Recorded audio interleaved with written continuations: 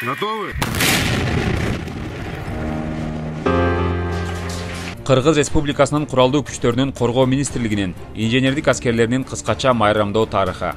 Петр Биринчинин буйругу менен 1701-жылы Москва шаарында аскер инженерлер мектебин ачкан жана ошол күндөн баштап инженерлер бөлүкчөлөрү түзүлө баштаган. 1819-жылы инженерлер окуу жайы болуп аталып, кийинчерээк 1855-жылы академия деп аталып келет.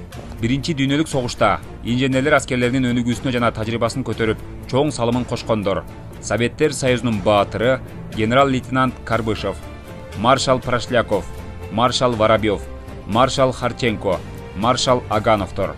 Экинчи дүйнөлүк жана улуу атамекендик согушта 622 Советтер Союзунун баатыры, 266 толук кавалер ордени менен инженерлер аскерлери сыйланып, 200дөн ашык инженерлер бөлүкчөлөрү гвардейский деп аталган. Кыргыз мамлекети өзүнчө көз карандысыз өлкө болгондон тартып, куралдуу күчтөрдүн түптөлүшү менен 21 январь инженердик аскерлер күнү болуп эсептелинет.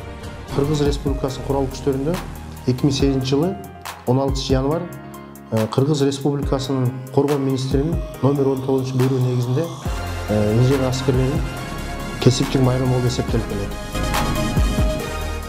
Ушул күндөн тартып инженердик аскерлеринин аткарган кызматтары бааланып, куралдуу күчтөрүндө эбегейсиз зор орунду ээлеп келет.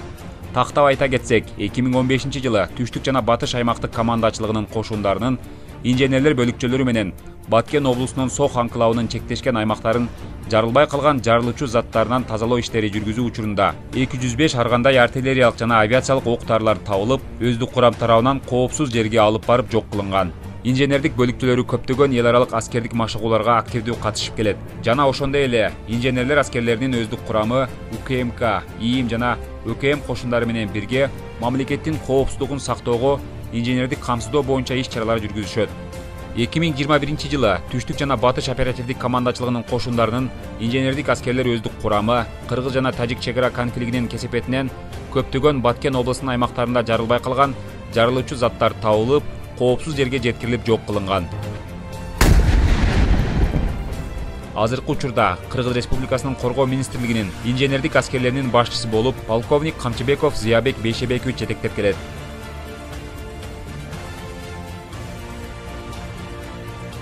Учурдан пайдаланып, инженер аскерлерин, ардагерлерин жана ушу тармакта иштеп жаткан офицер, сержанттарын жана аскерлердин өзүм атыман жана башкармалыктын атынан куттуктайм жана ушул кызматта иштеп жатканга чоң ийгиликтер силерге жетишкендиктер каалайм. Инженердик аскерлеринин өздүк курамы мындан ары дагы мамлекет тарабынан коюлган тапшырмаларды так өз убагында аткаруу, билимдерин өркүндөтүү, заманбап техникаларды өздөштүрүү менен күжүрмөн даярдыкта кызматтык милдеттерди аткарууга даяр.